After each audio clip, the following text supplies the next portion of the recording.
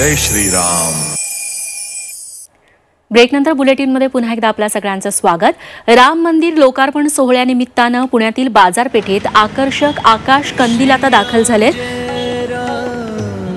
आणि याचाच सविस्तर आढावा घेतलाय आमचे प्रतिनिधी सागर आव्हाड यांनी। पुण्यातील बाजारपेठांमध्ये सध्या लगबग पाहायला मिळते। ही लगबग कुठली दिवाळीची नाहीये, तर 22 जानेवारीला राम मंदिरामध्ये रामलल्लाची मूर्ती जी आहे ती बसवली जाणार आहे आणि त्याचा उत्साह पूर्ण देशभरामध्ये साजरा केला जाणार आहे। पुण्यातील काही व्यावसायिक आपल्यावर आपण बातचीत करणार आहोत आणि त्यांनी पूर्णतः आकाश दिवे जे आहेत ते तयार केलेले आहेत आणि सर्व रामाचे विविध फोटो असलेली सगळी आकाश दिवे आहेत। तुम्ही आकाश दिवेला सुरुवात केली आहे, अनेक दिव्यांची तयारी झाली आहे, अनेक माल तयार आहे। कधीपासून काम सुरू केलं होतं आणि सगळ्या वेगळ्या मूर्त्या पाहिल्या? साहेब, मी साधारणतः एक महिनाभर आधीपासून काम चालू केलं।